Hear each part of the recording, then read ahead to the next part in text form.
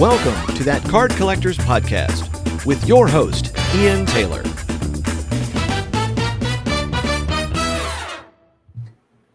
Welcome to That Card Collectors Podcast. I am Ian Taylor, I'm your host, and joining me this week we have Wesley. Heyo. We have Josh. What it is. And we have very special magical guests with us today.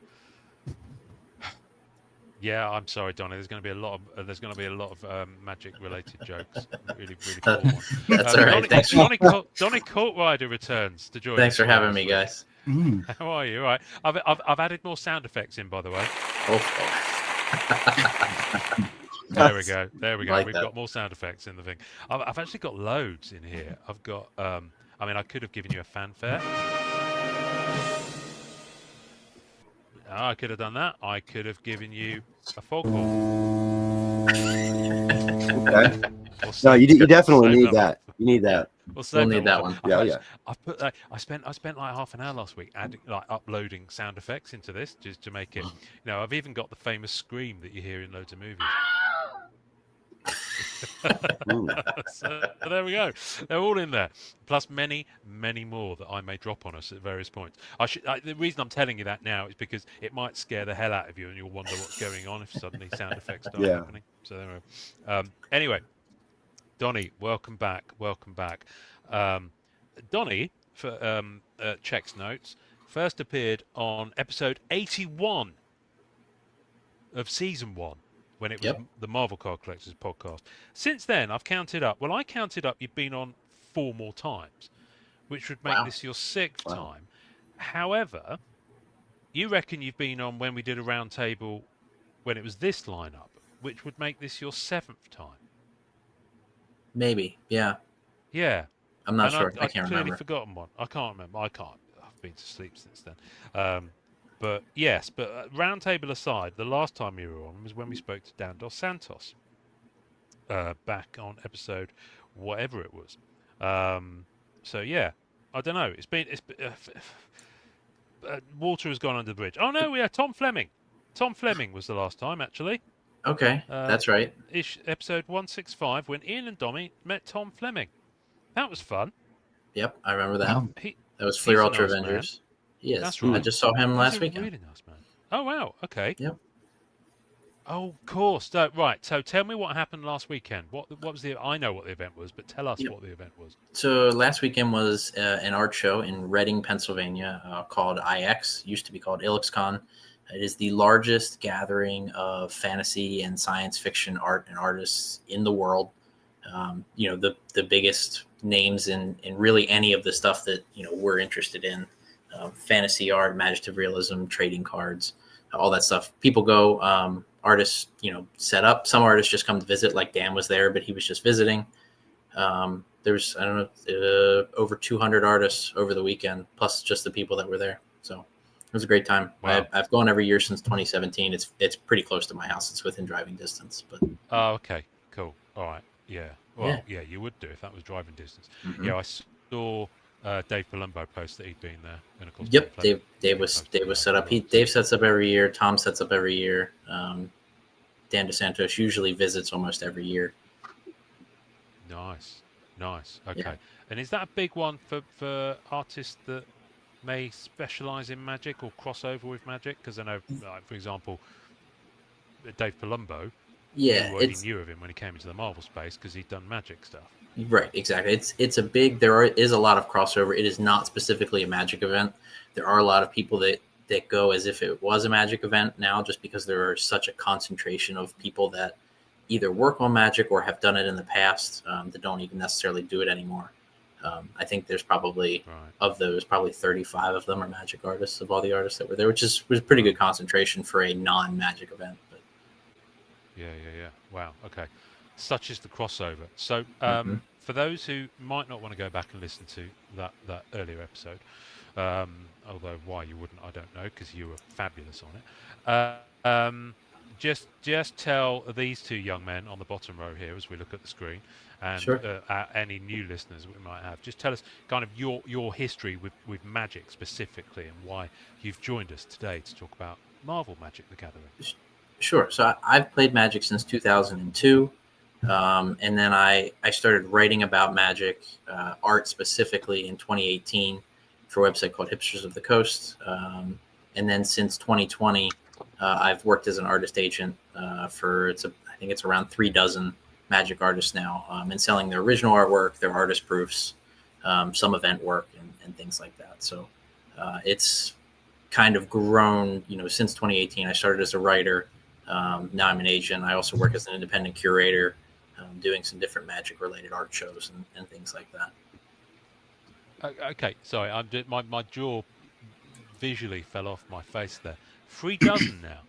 Or so, yeah. It's everybody's in varying capacities. Sometimes it's a once a year thing, and then there's some people where I sell a dozen or 2 paintings for them a year. But yeah, it's the list has grown quite a bit since I was here last. Wow. Okay, you're rocking. Really cool.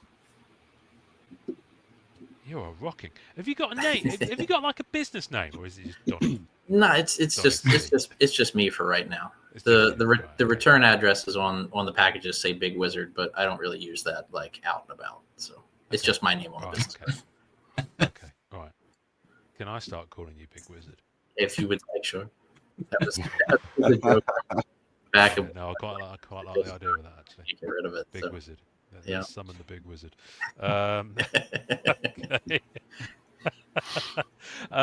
So, talk to me before we get onto this. You mentioned on your Instagram recently that you've got a show coming up. I think you've done this show before, possibly. I have. Yep. It's talk to me about that.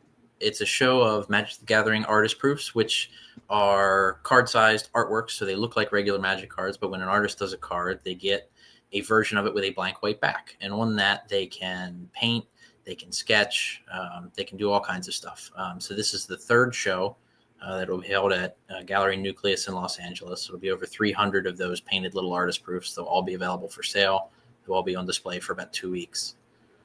It's over 100 artists that are participating. So yeah, wow. It's the third time I've done it, and this will be the largest one yet.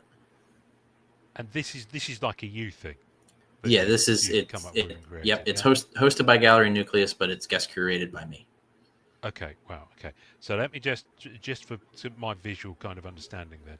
So if I've got this Magic the Gathering card here, the back where you'd normally get the logo, that's the white. Is white. Yep. Side.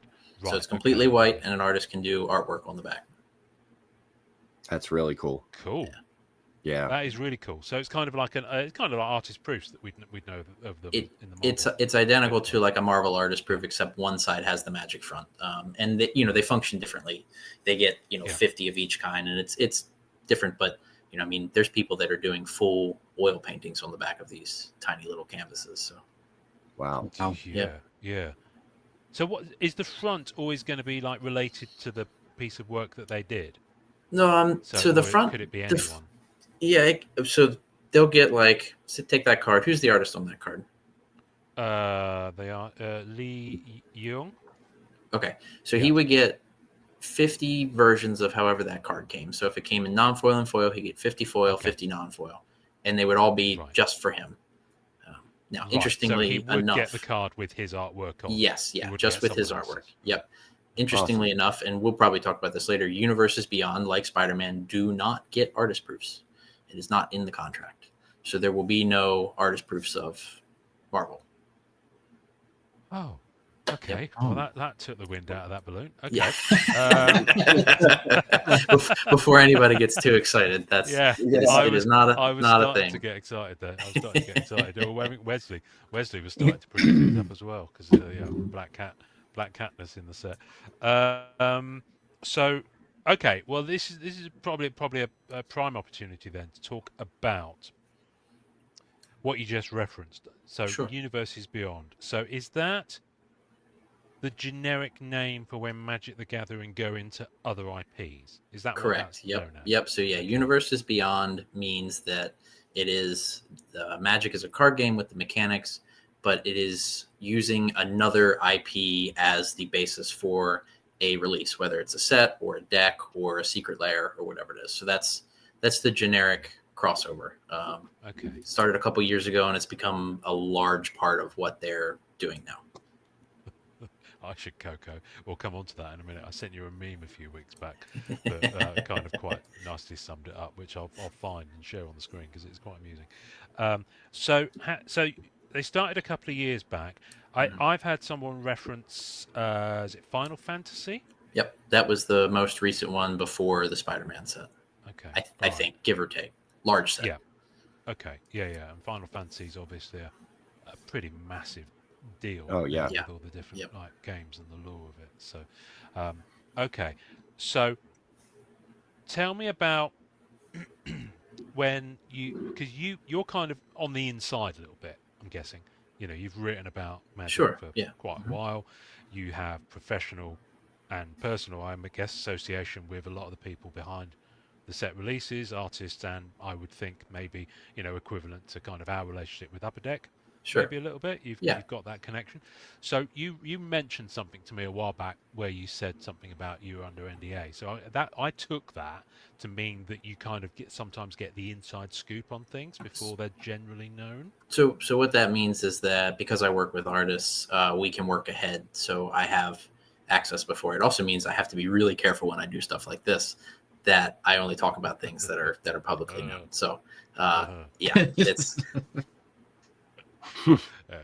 Cue the next half an hour of trying to wheedle stuff out of them. Yeah, right. Right. I wouldn't do that to you, Donny. No, I know that. Or would I? Anyway, so when did you first hear that they were going to go Marvel Woods? Was it before? Because it was announced before Upper Deck had lost the license, I believe. So the first Marvel and Magic crossover came out in November of last year. November of 24 was the Secret Lairs. And they were all themed around a different heroes: Iron Man, Black Panther, Captain America, Wolverine, and Storm. Okay. Yeah. How does Secret Lair tie in? Because that was one question I was going to have. I don't mean to interrupt, but how does Secret Lair tie into the universes? Secret Lair is kind of its own thing. So if you have like main Magic set releases, and then you have like some ancillary releases, Secret Lair is its own thing that does periodic drops, like any other major brand would do, like an exclusive drop. And they are direct to consumer cards. So you know what you're buying when you buy them. You buy them directly from the Secret Lair website. They used to be print to demand. Well, when they first started, they were not print to demand, so things sold out. Then they went print to demand, then they went back. So the only thing that's print to demand now is like the charity ones, but so they do go fast, and like the Marvel ones sold out instantaneously. And it's a big long queue. You got to wait for an hour online. It's a whole thing. But it's just something that releases alongside. So they'll release some things as a Secret Lair, some things as a main set, some things as a Commander product. And it all kind of varies, but they started Marvel with this group of 5 Secret Lairs that were all themed around a different superhero. Do they? Can you? That was so long ago. Sorry. Yeah, it was. Yeah, because we were talking about selling the artwork at IX last year in October, because the set was due. Like they had talked about it, but it wasn't out yet, and it was coming in November. Yeah, last year at Comic-Con there was a panel that we were trying to get into, and it was kind of a big thing at the time. Mm-hmm. Yeah. Interesting. Okay. Yep. So. You've mentioned a number of things in very quick succession there, and I don't expect you to explain the mechanics of Magic the Gathering to me, but even after all these years, I still don't get the mechanics of Magic the Gathering, because you've mentioned Commander release, was it? You mentioned? Yep, so you have your traditional like main sets where you open booster packs, and you can build decks out of them. There's a format, though, like a way to play Magic called Commander, but they make products specifically for that, so it comes in a 100-card deck format. You can take it right out of the box and play with it. You can also build your own, but that's its own kind of thing. It used to be its own release. Now that generally releases alongside some other things, but not always. Like Final Fantasy had Commander decks, but Spider-Man did not. Right. Okay. Right. Okay. So that's interesting. So because I have seen boxes of Marvel Spider-Man Magic the Gathering. Yep. But I wasn't sure if they were like, Commander deck. I imagine you could, from what you've described, I could pick it up as a newbie and I'd have all the elements I'd need. You have everything you need to play a game, yes. Rather than putting together those elements by opening booster packs. Okay, exactly. All right. And then Secret Lair is kind of like an ancillary product of usually reprinted cards. Now these had new cards in them because it was new superheroes, but there were also some reprinted cards with new artwork. So it's a little bit of everything. Okay. You know, they're fixed priced, fixed amount of cards. You know what you're going to get, kind of thing. Yep. And I've heard references to whether cards are legal or not. Explain what that means in Magic. So that's a format thing. So Magic's, I guess, current format, if people are like actively playing with new cards, is called standard. So if something's standard legal, that means it is within, I don't remember the cycle now. It's either 2 or 3 years. I don't play standard myself. Yeah. So they change it all the time. The big difference now this year is that Universes Beyond is standard legal, which means like Final Fantasy plays into the active thing. Previously it was not. So it was like, it kept Magic as Magic, and you didn't have the other IPs that were in like this active thing that you had to play if you wanted to be competitive. But now that's no longer the case. So Final Fantasy is fair game, Spider-Man is fair game. So they are legal. So I could build a deck with traditional Magic cards in, with Final Fantasy Magic cards in, with Spider-Man Magic cards in, and they would be allowed, if you like, to play and within the confines of those things. And then like for Commander, everything it's eternal legal, so it's that stuff is legal in every format. And there's lots of people that do that. They mix those things, and there's lots of people that don't mix them. You know, I'll play a Universes Beyond Commander deck, but I generally don't mix it. Right. That's just a preference. Unless you want to play on Arena, then you can't play with Spider-Man, which is Magic like blew my mind for a long time, and I couldn't figure it out. But then I jumped on Arena, and it kind of walks you through the process and only lets you play the cards that you're allowed to play, and it helped me learn the game a little bit better. I got all excited about Spider-Man coming out. And so Arena is Magic's online client now that most people play, but there are no Spider-Man cards on Arena. The contract does not extend to digital formats. The same way there's no artist proofs. So what Magic did was they created an entirely different set with new artwork and the same mechanics that are on the cards, and it is called Universes Within. The set itself is called Through the Omen Pass. So they took the Spider-Man release and then reskinned it back to Magic with Magic-themed names and artwork. So you could learn how to play with the cards. So I know the cards. Like I have the Black Cat card in my deck that I play in Standard, but it's called something different. So like if I ever want to go play with some people down the road, I could do that because I know how to play with it, but it's not technically that card. Yeah. Gets pretty confusing, like just from base level. But yeah, I mean, I listen. My mind is blown, but I didn't realise we already had deep knowledge on the bench with Wesley. I've learned something new today. A little bit. But I learned something new today. Yeah, I started wanting to play it when the Marvel stuff came out, and then tried to play it with friends, and then did online. And if anybody wants to learn, I think that's the way to go. The way to go. Arena. Yeah. It's definitely the easiest and least expensive way to try to get a baseline level of the game. Wow. Okay, I can feel that maybe my future has a different path to it. Wow. Okay. Good. That's slightly thrown me. So, so they obviously the Secret Lair. Is that just a standalone thing that can't be played? Is that just cards that look nice? Those are legal in whatever format the card that is printed in, because they're largely reprints instead of mechanically new cards. Okay. And then I believe the new cards are eternal legal, so you can use them in Commander or other older formats that use a larger card pool. Yeah. Right. Okay. Josh's mind is blown.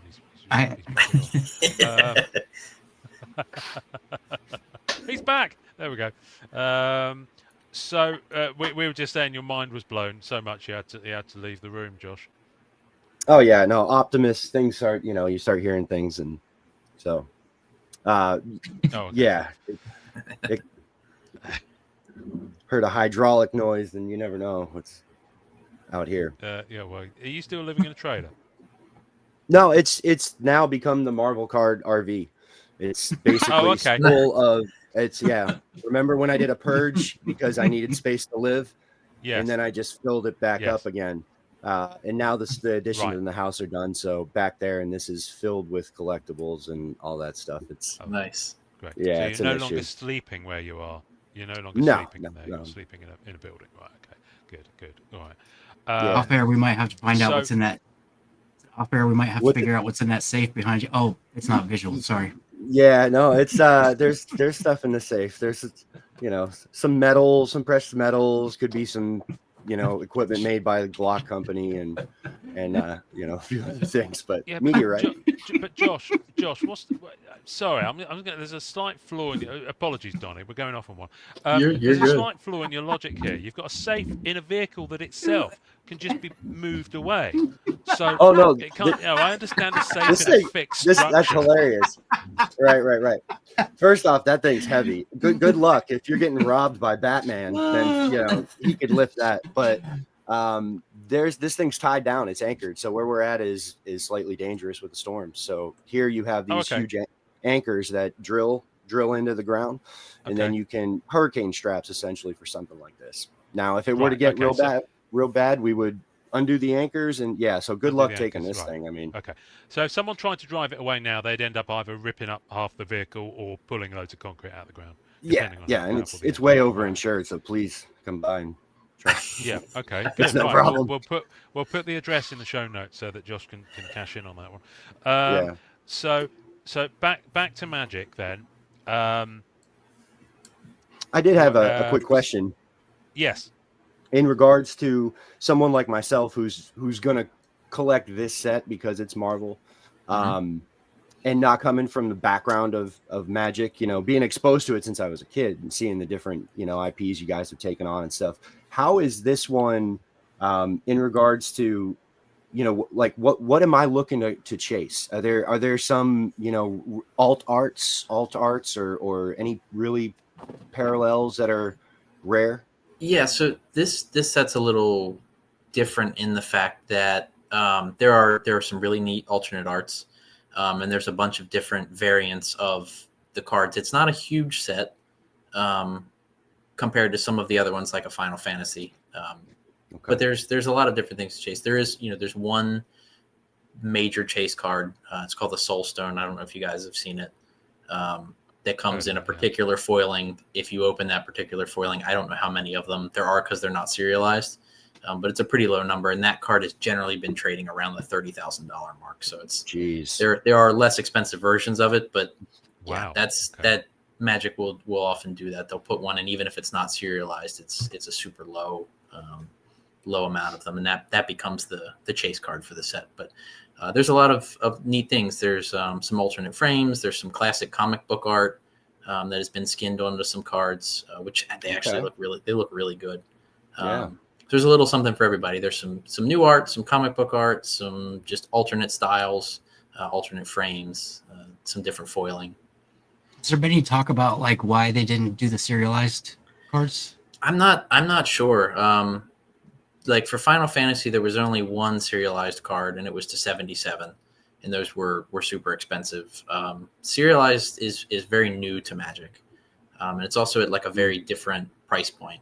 Like in Magic, in some of the other sets, it's often to 500, but and then some of the stuff is out of 100. But like in Marvel, you would think of like a masterpiece is out of 99. Some of those cards are $10 or $20.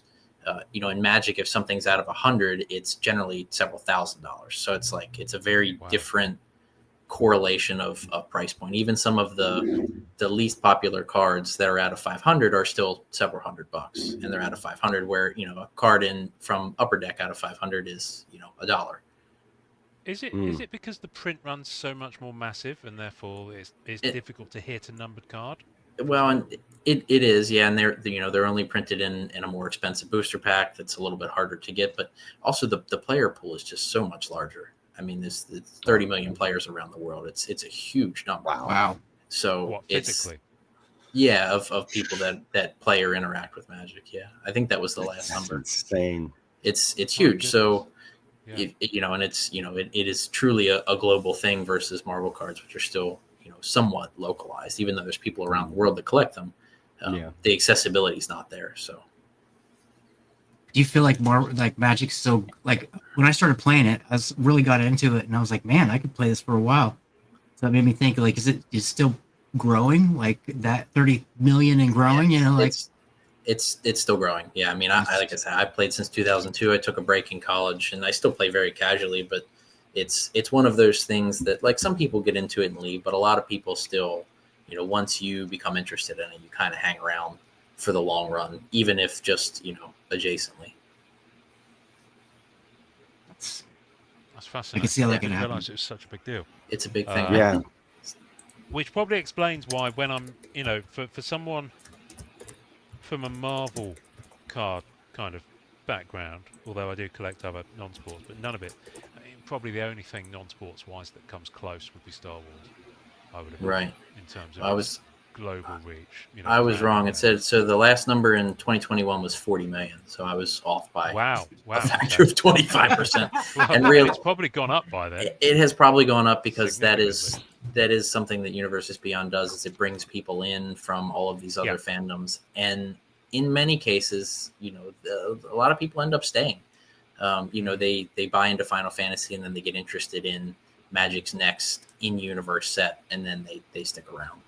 That's interesting because we saw something similar, much smaller scale, granted, but with Marvel cards when Dave did Masterpieces 2020. Yeah, I mean, look at me. That was you. Yeah, that's the thing. But there are other people who came in to Marvel cards and have stayed. I mean, I don't know how many, but I couldn't put a number on it.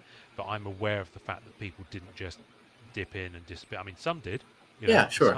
Some people tried to buy stuff and flip it within minutes of Dave's site. They kind of didn't stay, but a lot of people did.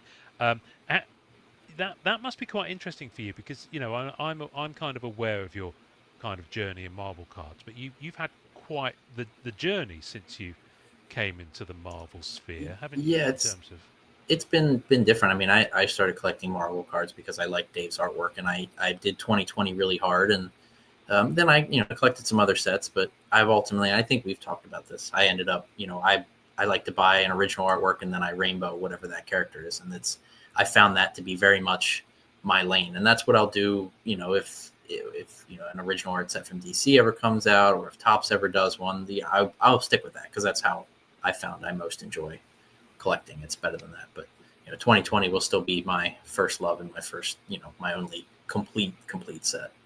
Yeah. And I think it's worth mentioning. I think are they all still online, your articles?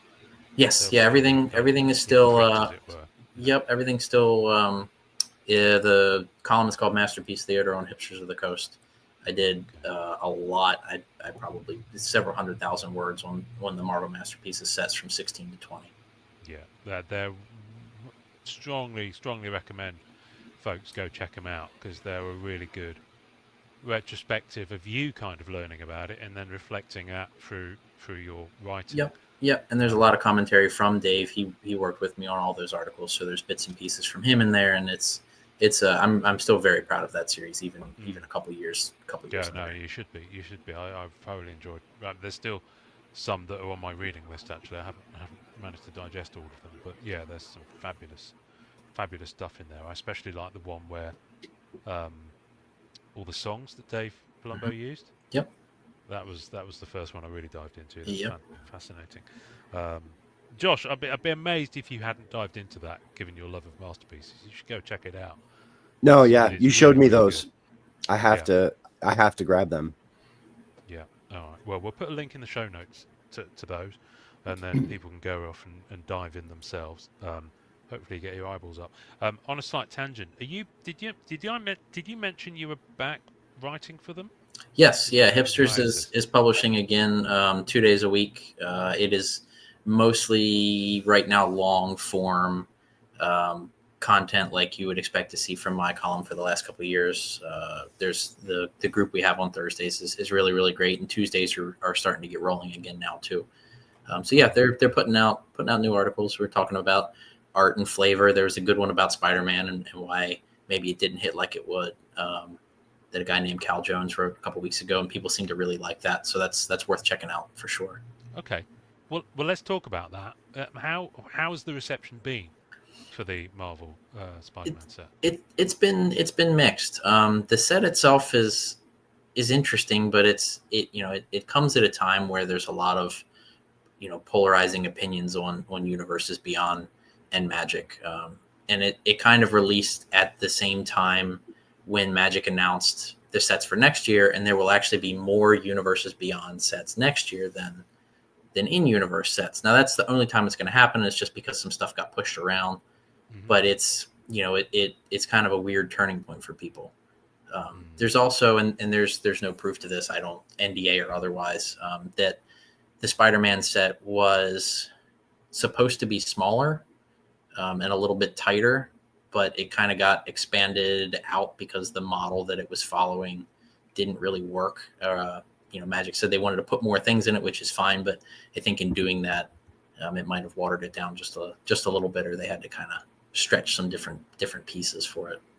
But yeah, it's been mixed. The pre-order prices were real high riding that way from Final Fantasy.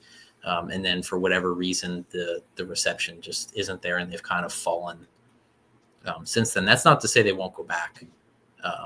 They won't go back up for stuff that people like, but Interesting.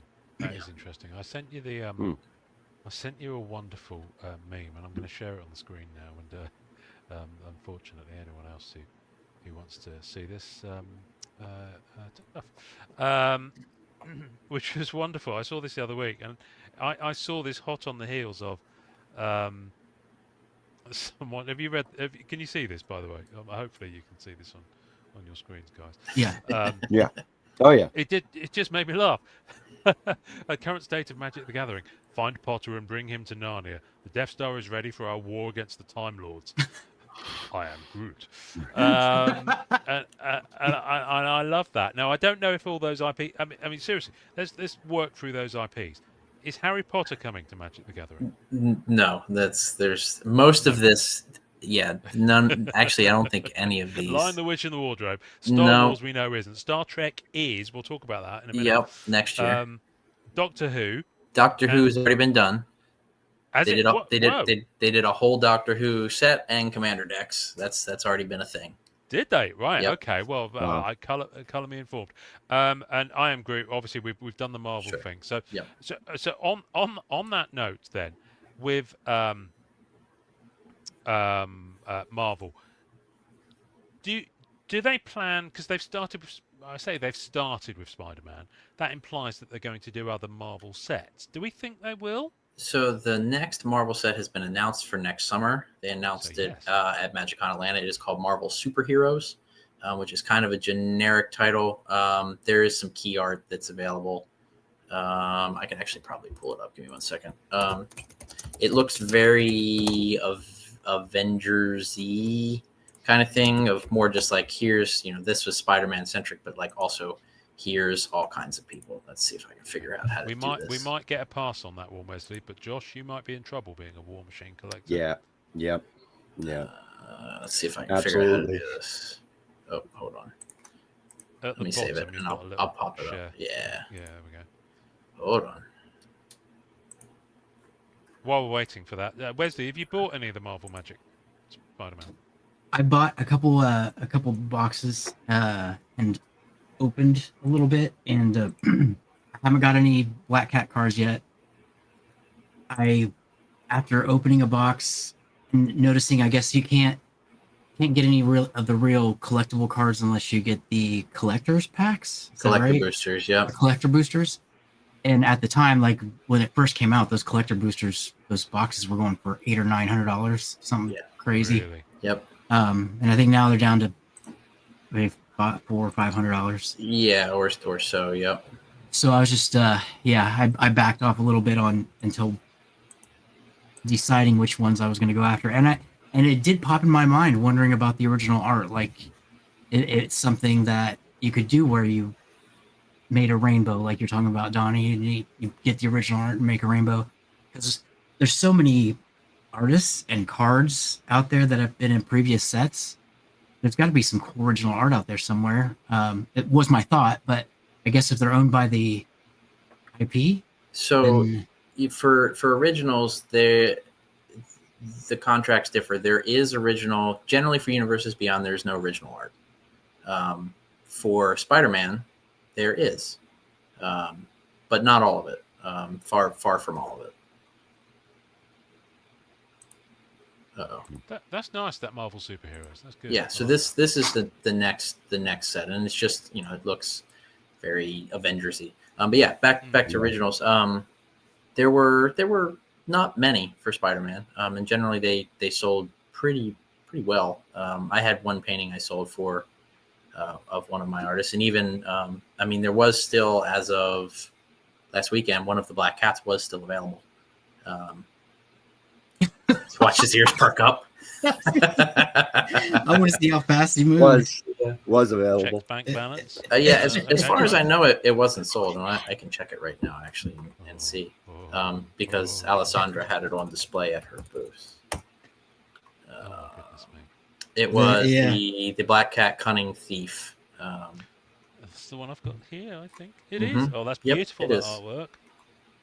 What's the damage on it? Come on, hit me. I don't know that answer. What would you expect it to be? Not that Well- I can't afford it. I'll tell you right now, I can't afford Hold it. on. But Let me see if I I've can got see no idea this. how much these things go for. So Or the even how big it is.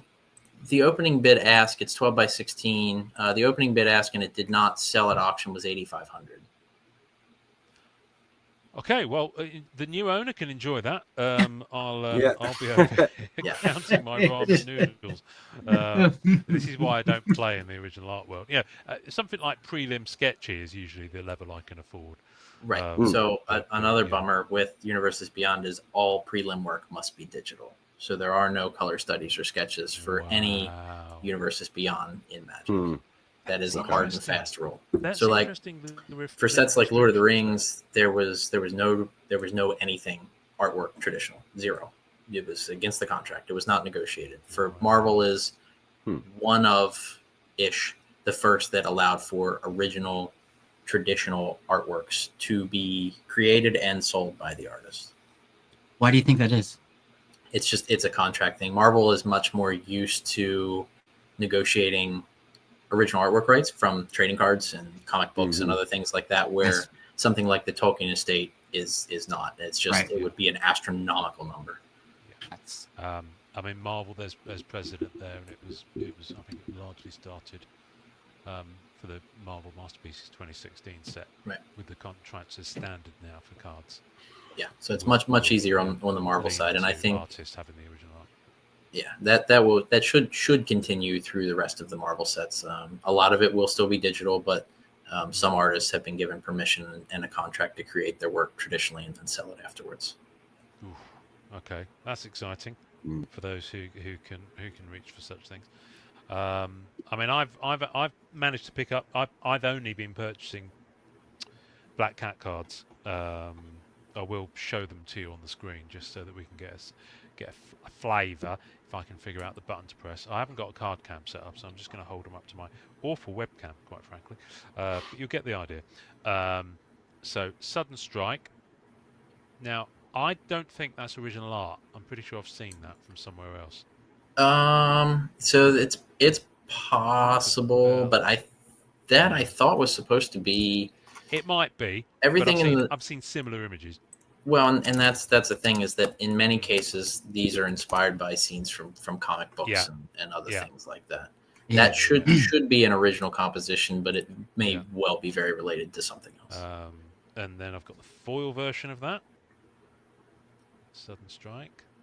So that's the challenging thing. So as a character collector, this actually touches on something that I've talked about before. There we go. We've got the foil. Is that to search for them, you'll very rarely find the character name, and that's the thing. If you're a character collector who's going to trawl trading card games, chances are the card will be called something that doesn't include the character name. I'd say 8 times out of 10, that's the case. Yeah. So legendary versus system, a lot of those you simply have to trawl through all the images. there's no other way to do it, and just hope that you find it. Or just have a really good friend that collects it too. Exactly, yeah. Well, I'll do the work for you, Wesley. I'm happy to do that. Veronica Fish, again, you may know this. Is that an established artist within the Magic world? I've never heard of her. She's established from comic books, as far as I understand. Okay. Yes, yep. I love the name. She's a comic book artist. I believe she's going to be at OAX also. I think. Oh, okay. I think. But that's the Black Cat Cunning Thief. I love that because it's kind of like That's like nice. a panel. Yeah, it's really nice. Yeah. Yeah. Now, and this is where the wheels come off the wagon when you're a collector of when you're a character collector.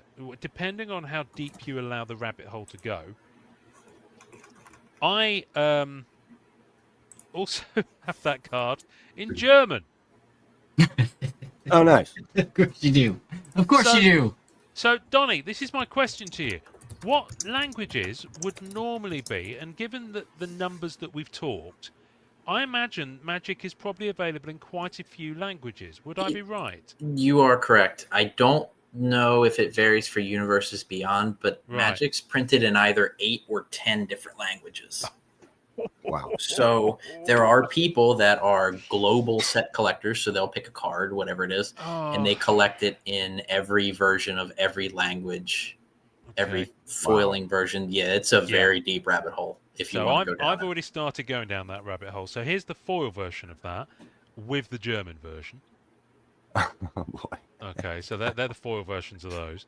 And then Black Cat Cunning Thief, Donny, didn't you pull the foil version that you've got tucked away for me? I think you did. Yep. It's in your pile. Yep. Very kind of you. So there's the regular one with the German version. Yep. And this is the painting that's available. Yeah, that's a beautiful painting. I think that's one of the nicest pieces of original artworks for Black Cat I've seen in quite a few years, actually, in my opinion. And I've got the foil in German, so I'm already ahead in the German side of things. Because I found a collector in Germany who had a lot of Black Cat, so I was like, right, okay, what can you hook me up with? And 30 or 40 euros later, here we are.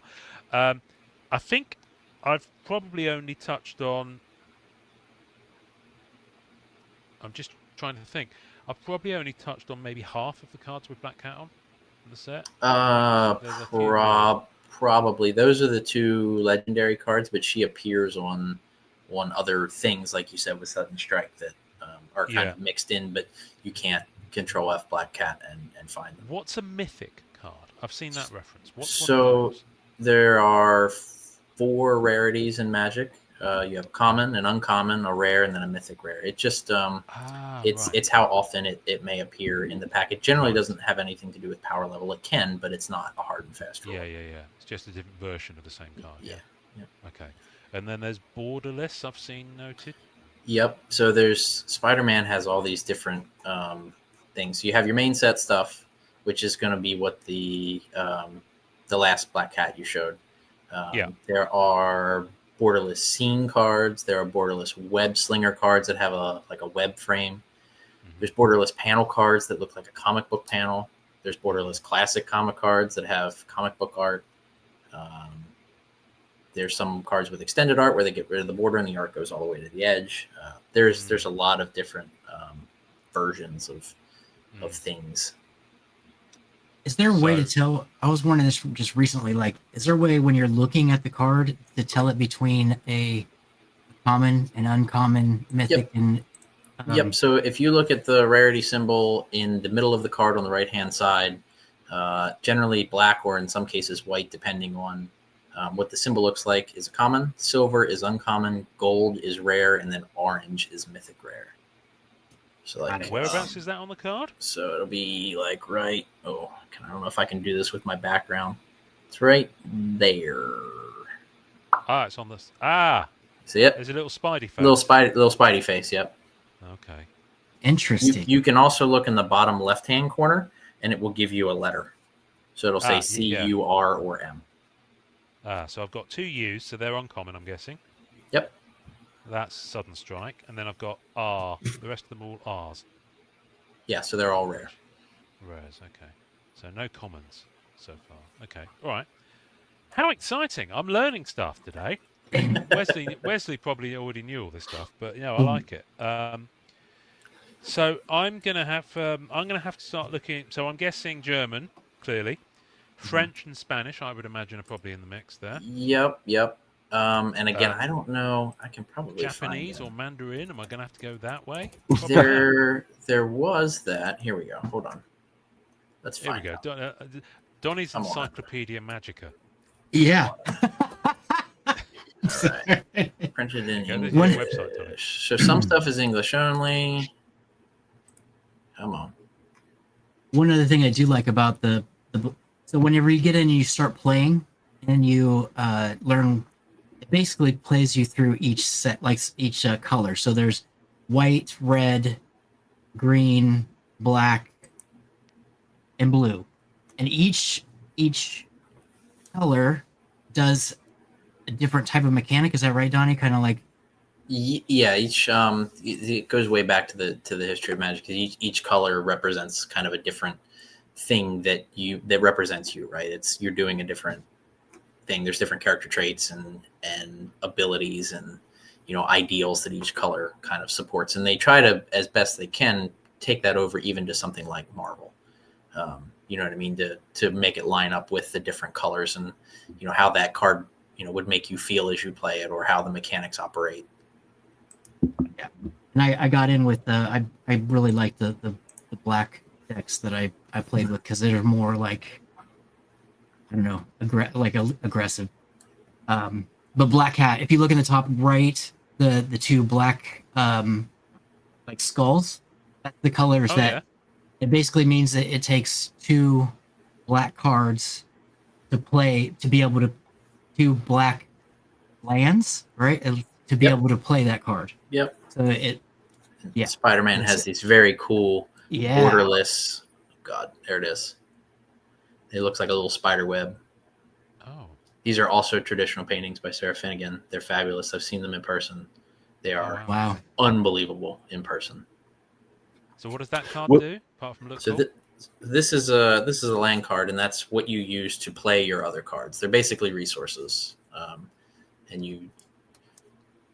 Yeah. During a turn, you start off and you have the option to play a land card in your deck, and then the more land cards you have, the higher power card or the more cards you can play. Right. Okay. You got I it. Yeah. think we might have to save the Ian Learns Magic Yeah, for another very, very It long is- and painful to that's, listen to podcast. you have to take a trip Because through Arena. Yeah, it's- I'm not gonna get. You know what? I think I might break Arena. Such is my inability to grasp all this. Even though Donnie, you're Donny, how many times have you explained all this to me over the years? Oh my, yes, Probably a couple few. times. It's Yeah. still not going in. Josh, Donny, carry on. from your experience with the artist, is it different when they're trying to do a piece of original art or create a new piece, because it's a TCG and the card essentially has a different format than like a regular Marvel trading card? Are they trying to landscape the image when they create it? Is there like a different That's a good question. mindset? Not necessarily. A lot of the paintings that you'll see, there is a lot more, landscape oriented things, but there's plenty of portrait. It's most of the people that are working on Magic are used to working that way, and they know that the image is going to be reduced down to the size of a trading card, and they will paint it as such to make sure it's legible, and things of that nature. Like the land I just showed you, those are painted portrait size at I think 12 by 16, which is much of like what you would see a Marvel card painted at. But like the Black Cat, it's 12 by 16, but it is painted in a landscape variation. But there's a lot of ways that the artwork can be manipulated and edited onto cards. But most people, most artists working are accounting for that, just because of the instructions they get from their art director. Very cool. Some of this, like the EM Gist, am I saying it right? Like the great power card. Yep. I think that's, and in the Bill Sienkiewicz, the maximum carnage. It's just, I think that's beautiful. Wow. That's absolutely That's beautiful. stunning. Yeah, there's some really, really nice I might have to pick original up art. one of these boxes just for the experience of opening it and the artwork. I mean, I won't be doing much more with it, but it is, and that's the thing about the Magic stuff, is that it is accessible. I could go to Forbidden Planet and buy it if I was in London, for example. Yep. Chances are there'll be gaming stores don't know where there is one actually. But I think they're quite a lot more common. I don't know where they are because I don't tend to go to them. But they're much more prevalent in the UK. You know, you get a lot of stores Yeah. that just do gaming and things like that. You don't get What sports card shops. and even in the US, you know, you can buy Spider-Man at Walmart or Target or Barnes and Noble or any big box retailer. So it's available, and that never used to be the case, of course, but now it's available at really anywhere that you can buy things. And doesn't Um, Magic or Wizard, don't they like send out stuff early to some shops and have them try to get new collectors or new players to come to like play So that particular? there's something called a pre-release, Yeah. which used to be very different in, you know, the age before the internet and Amazon and things like that.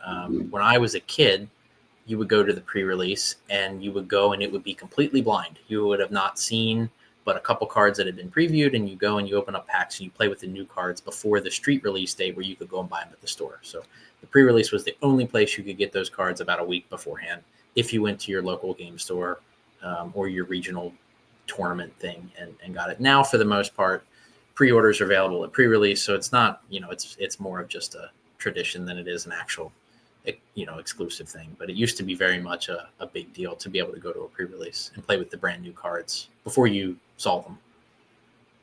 And they have like whole pre-release boxes. That Yeah, I think that's what I. Yeah, they make a little kit that helps you. You know, it's comes with 6 packs and usually a promo that you can build your deck out of, and you play with just those cards. And it's a very fun experience. It's I used to go to them fairly regularly. They were a lot of fun. Does each set like have a new mechanic? Like, is that right? So like this. Usually each set has several new mechanics as the game expands outwards. You think that's why like maybe some of the old school players don't like or having it backlash, I guess? I mean there's a community of players that it's called Old School Magic, and they play the way it was in 1993, 94, 95, just with those cards, and that's what they like to do. You know, there's a lot of people that don't want other IPs in Magic. They're very interested in the high fantasy, you know, element of spellcasting and creatures and, you know, that sort of thing. And there's ways to play it just like that too. That's one of the coolest parts about playing Magic and being involved in it, is you can kind of do it however you want. Unless you're a competitive tournament player, like, you don't have to play with Spider-Man if you don't want to. And like with Universes Beyond, I play it in a vacuum. Like, I have Lord of the Rings Commander decks, and we play them as Lord of the Rings Commander decks against each other. I don't usually put the other cards in my decks and things like that. So it's there is no right or wrong way to do it, if you like. Yeah. You can and not unlike other Marvel cards, you find the thing that you enjoy doing, and then you just do that thing. And you can forget about, like, Doctor Who. I don't watch Doctor Who. I skipped that release entirely. The same thing with Final Fantasy. It's just not my thing. But I didn't need to pay attention to it, so I didn't. Yeah. Did I hear like Final Fantasy brought in $12 billion or something? Some crazy number? It was a massive release, and a pretty resounding success from, you know, both from collectability especially, and there'll be a holiday release for Final Fantasy also, that they're going to run it back. Same thing they did with Lord of the Rings. But yeah, it was a big hit. Sorry, a what release? They'll do like a holiday box for Final Fantasy. It's like it's just another more cards related to that IP. Oh, okay. Yeah. Cool. A holiday. I'm learning so much. Somebody, and this might be kind of a spicy question, but somebody that represents artists, what's your thoughts on the wonders of the first type cards with the AI included in the art? I am, and I cannot understate this enough, 100% against AI generated artwork in every capacity. Its underpinnings are theft of other people's work. There is no other way around that. Those models are trained on people's original work. So there is nothing new generated from it. It is all infringement completely. underpinning? So like the way those generative AI models work is they are fed other images, so that way it can create new images. The images that are fed are copyrighted. They are other people's work. So at its core, any new image it creates is infringement. It's theft. And I am hard and fast on that line. Yeah. And even if there's something that's protected, you can feed the image to an AI, tell the AI it's not an image of this protected person, Correct. and then essentially use that as well. Yeah, it's a how big it builds its models. It's a big thing in the art community, and there are a lot of artists that are actively working against trying to get some of those things shut down and removed. But no, I'm not interested in anything that's AI generated, game or otherwise. Yeah, you just see I've seen so much through my Instagram and stuff of just ads and ads and ads, and I was just popped in my brain. I was just curious. Yep.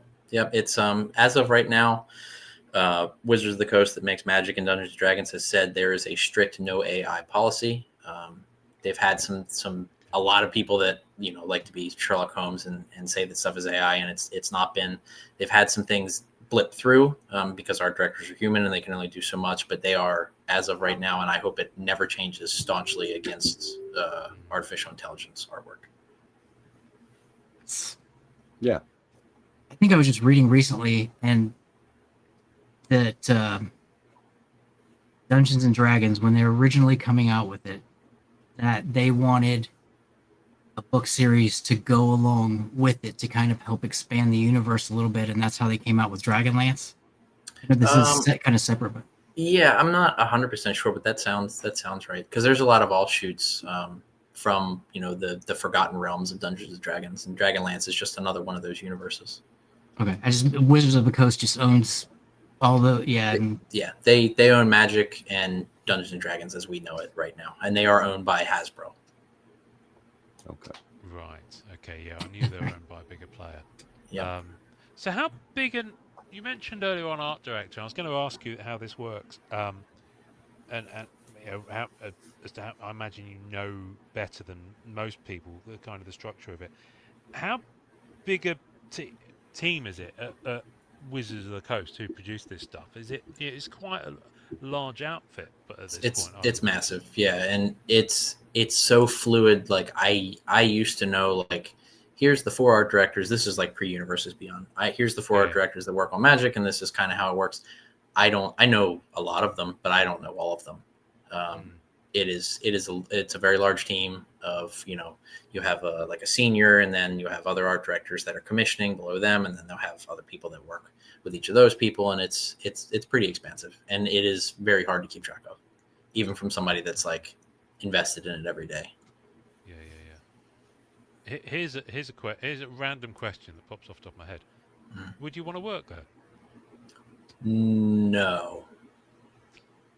For a while I thought I did, and I've applied and I've done the interviews and the tests and things like that. But I don't think that I do.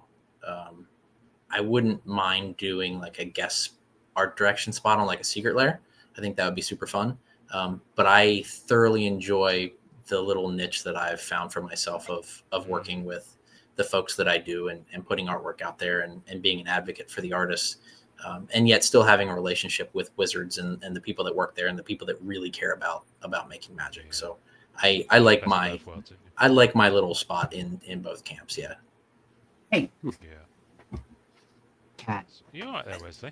Yeah, Cat was trying to eat the speaker wire. Oh, okay. I knew there was an animal somewhere involved. Oh, we're getting feedback. Sorry. Are you? Okay. Yeah. Yeah. We were. Everything It's good? gone now. Did you just electrocute the cat? Was that what that noise was? Yeah, he doesn't look too happy. I didn't do it. Fair enough. I don't have any cat sounds in the bag, unfortunately. I'd love to say I've got a cat sound. I don't have any. I mean, I've got this. Bonus round. We can do that. Anyway, I'm having far too much fun with these sound effects. I'm going to use them all up in one episode, and they won't be a surprise to listen to them. Yeah, you're gonna have to load more. Yeah, Keith will be psyched. No, I aim to have like a whole panel where I've had to put them in alphabetical order as well, Oh because my. otherwise I'm not going to be able to keep track of them all. There are that many already. Anyway, so Magic Spider-Man is out. Hmm. I know that's not its official title, but it's all I can muster in my brain at the moment. I mean, it really, it's Universes Beyond Marvel's Spider-Man, I think. I know it's long. I know some of the Upper Deck set titles. I mean, when you try and stick with them, it really fucks with your podcast, like the number of characters you can do on YouTube. Character So limit. I've become, one has to be very careful to honour the spirit of the licensing, but also be able to talk about the sets. Wesley, Was there a first Universes Beyond set? The first Universes Beyond set technically was a secret lair of the Walking Dead. Mm. And it was like a big thing, and it was one of those things where it's like, oh, this is just a one-off thing. It's like, it'll go away. It won't be a thing. Wrong. Very wrong. Not true. Yeah, not true. Yeah, and it went really super well, and there's been a lot of bits and pieces. They've also done, some, it's not technically Universes Beyond, but like Magic's done some D&D crossover sets because they own the property. And those have actually been really, really nice. They've been great. And at its core, it's a Universes Beyond set, but because they own it, it's not called that. But also because it's very much in the vein of what Magic is anyway. Most folks were not as offended by it if you're prone to offense for those sort of things. Okay, so we've got another Marvel set to look forward to. Mm-hmm. They announced a Star Trek set. They as did. Well. Yep. And they dropped 3 or 4 pieces of artwork, which looks pretty damn cool.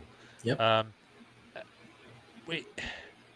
When's that? Is that 2026? That's dropping. Yep. So next year, Universes Beyond is in March. Is Teenage Mutant Ninja Turtles, which has been announced. Oh, cool. Goodness. Right. Okay. With Commander decks. Then you have Marvel Superheroes in the summertime. Then The Hobbit is going to come out in like August-ish, which will be a follow-up to Lord of the Rings, which was wildly successful. They've already done that. Yeah. And they had that one ring card, didn't they, that someone found? Yep. So that'll be a whole thing, and then Star Trek at the end of next year. Yes. At the end of next year. Okay. Just enough time for you to learn. Yeah. I think it's November, and I don't know what kind of release that'll be. As to my knowledge, that is a completely digital set as far as original artwork. So I'm not particularly tuned into that. Yeah. I mean, I don't know. I mean, I'm having enough fun collecting the actor autos and relics and Star Trek sets. Plenty of which there have been a lot over the last 30 years. So, courtesy of our friends at Rittenhouse. So I think my dabbling into that set will be limited. Sure. But I find it intriguing because, sorry, I know this is slightly off piece, but it's talking about Star Trek, and fuck it, I want to. The Star Trek's about to launch with Lego. Oh, okay. Yeah. Oh, wow. Wow. It looks really cool. There's a little image of a Jean-Luc Picard Star Trek Lego minifig. That's cool. Banner that's going around. I'm not sure exactly when it first releases, but yeah, that's going to be kind of like take my money now. I think I'm going to have to do my usual thing of just sticking with minifigs. There you go. Oh yeah. Because otherwise. And yeah, those sets, they can get up there. Some of the large scale ones, they get up there. Yeah. But it's space to store them as well. And I know what I'd do. I'd just take the minifigs out and then want to flog the sets, which some people do actually. Right. You can actually buy minifigs where people have done that, and you'll see on their listings they're selling the set in the box minus the minifigs. Huh. Interesting. That's quite a regular thing with Lego, like Star Wars and Marvel and all that sort of stuff. So yeah. So I think I'll go minifigs only on that. But yeah, that way lies madness. So Donny, it must be quite interesting for you to have taken something that was kind of something you were really into and turned it into I know it's not your career is probably the wrong word. It's not your main source of income, is it? Correct. You've got a day job. Yep. But I imagine that it's getting to a scale now where it's You got to It balance is. these things out. It is. Yeah. It's been an interesting ride. It was never something that I necessarily set out to do. It was one of those things where I liked writing, so I did that, and I'd come out of grad school and I needed a creative outlet, and that worked really well. Was writing about a thing that I really liked as magic art was getting really to a whole new level. As we moved towards COVID, and working with artists really was a product of COVID and events going away and people needing an outlet. And it kind of grew from there. It turned out to be something I'm pretty good at, and I really like. And writing about art helped me find interesting people that then started to work on magic, and then I worked with them, who introduced me to other interesting people. And I work basically entirely by referral now. I don't really do any outreach, which is great. Not that I wouldn't want to, but it's I'm perfectly happy with the folks that I'm working with. No, not really. And I don't want to get to the point where I can't take care of the people that I work with to the best of my ability. And right now that's all very much in check. But no, it's been great. It feels like Christmas all the time. I get to do this every day and talk to interesting people, and I've gotten to travel and go to around the world to different places to work with some of these artists, and it's really been a blessing over the last 5 years. Wow. No, I love it. I mean, it's almost 5 years since we first started speaking to you. I Yep. guess. So just like getting a sense of the growth of it is brilliant. But do you any UK trips in the pipeline? Not yet. I would love for them to do a MagicCon in the UK. I know there's next a lot of collectors here with the number of stalls that carry it. for sure. The next year's European MagicCon, which they didn't have this past year, is in Amsterdam again. So I was in Amsterdam in 24, and I'll go back next summer. Okay, Amsterdam is actually nearer to me than London. Oh, that's strangely cool. enough. Yeah, and so I can get a flight. Yeah, I'll be in Amsterdam in July, hopefully. Right. So. Okay. Well, let's keep in touch on that one, because obviously the last US trip I didn't manage to go anywhere near where you live. But it's a big place, America. It turns out. Yeah, it definitely can be. I just did one corner of it, and I was knackered. I'm in Maryland, north of Baltimore. So it's easy for me to get places, but not as easy for people to get to me. So how does that work? I'm 40. Sure, I'm 40. Goes both ways. Well, yeah. So I'm 45 minutes from BWI and about an hour from Dulles. So I can fly anywhere in the world forever. But to get to me in the sticks, even from Baltimore, I'm an hour off the highway. So it's yeah. You probably are in the sticks as well. Yeah. Because I don't drive, so I'd be reliant on public transport or Uber, and I imagine that it goes off the edge of the map long before they get to your place with Uber. Can be a little tricky. Yeah, I was. No, Amsterdam is it's such a close flight that it's one of those flights whereby as soon as they get to altitude, they're descending again. Sure. It's honestly it's a pretty easy flight for me. I think it's 6 hours. It's only a little bit. It's only a little bit further than when I'll fly to LA in January for my show. It's only a half an hour, 45 minutes longer. It's really not bad. Yeah, I imagine the time zones are probably a little bit screwier though. Yeah. It is generally when I've been lucky enough. The last 2 times I went to Europe, I've flown overnight. So I'll leave US dinner time ish, late evening, and I'll wake up there in the morning. It's not lucky though. There's someone who's done that dozens of times. It always screws me up. Some people can do it. You clearly can. I mean, I red eye home from the West Coast, given the option. So if I can get 4 hours of sleep on a plane, I can make it work. It's obviously not ideal, but it's better than having to soldier through. Yeah. No, I used to be able to do that. I can't do that anymore at all. Can I show you what I think is possibly Donny will know what I'm about to show, I'm sure. What's possibly my favourite card that I've seen from Marvel Magic the Gathering Spider-Man. Let's see it. I need to own this card. I think Bagel and Schmear is gorgeous, and I don't know if this is original artwork, but I love this card. I love that the card exists of a bagel with cream cheese. It's got nothing to do with Marvel. Realistically speaking, that's not Marvel IP in any way. Yet it's in a Marvel Spider-Man set. It's got the Spider-Man logo on. It's the same as the hot dog. It's because they're trying to world build New York City. Yeah, no, and I get it. And the hot dog one's fine. But there was a set last year that had like a nacho card, for example, like an Right. oversized nacho Yeah. card. I can't remember what one that was. Might have been Allen and Ginter or something like that. Anyway, so you've got, it's not a new thing, and I think they've done similar with Legendary.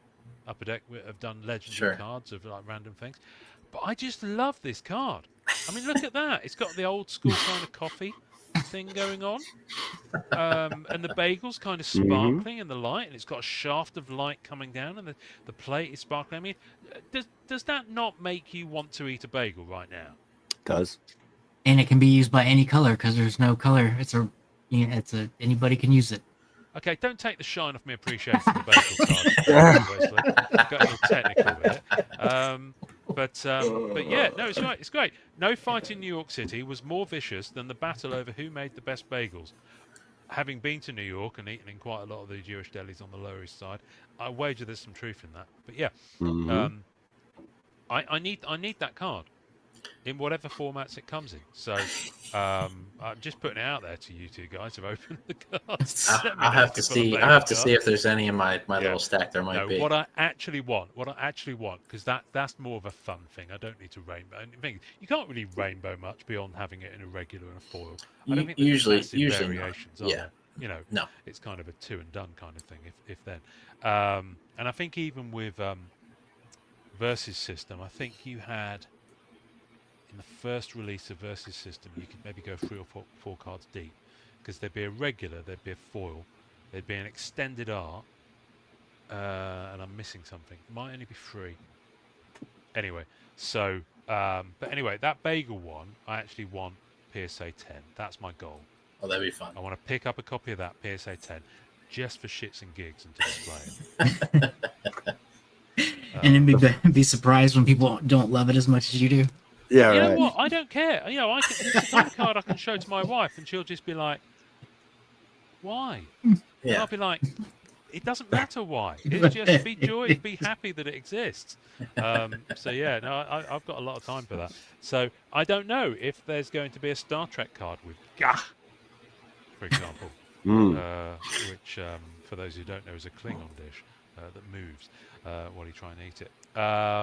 Yeah. So yeah, maybe there will be, but it's a bagel. Yeah, you go for like the parallels being an everything bagel and an onion bagel, and throw a They few could have different done ones that. in Have there. a- Donny, Yeah, have a alternate look art. if they're gonna- Marvel superhero set. If they're going Right, to People like that, some people like a good different raisin version of bagel. that card, yeah, cinnamon and raisin. You know, Who knows what Um, might turn up? that'd be quite good. Wouldn't it be good if the card from that deck wasn't like a different Infinity Stone? It was a different bagel. Yeah, right. Mm. You could sell that for 30. They should have done that with this. That should have been the $30,000 card. All right, there you go. Right, bagel and Bagel smear. card. Yeah. You Anyway, have the city pigeon and the bagel, city pigeon and the hot dog. City Pigeon. And Oh yeah. Yeah.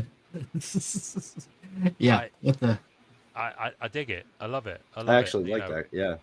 I'm less tolerant of stuff like that in Marvel trading card sets when there's cards that seemingly have no, like Cloud from Marvel Ages.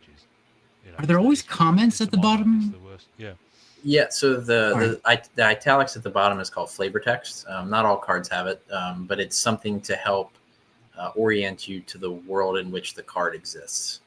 Which obviously in Spider-Man is a little less important, but in a main set, a main Magic set where you're going to a place where you've never been before, everything is fantasy. Then it could have a quote, it could have something about what you see in the artwork, something about world building related. But yeah, flavor text is a neat thing that's almost exclusive to Magic. Well, most games do not have that. Is that its Is, official name? Flavor text? Yeah, that's just what Magic calls it. But yeah. Do you have the Black Cat cards there? I wonder what her flavor text is. Let's look. Yeah, I've got the ones here. I can read it out to you.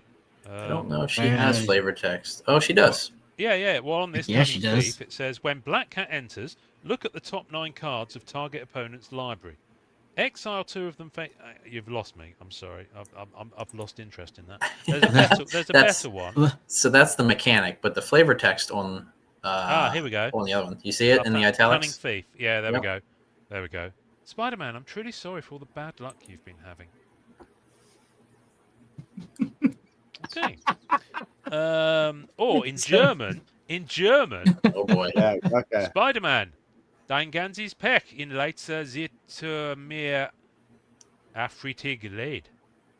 Pretty good. I've no idea.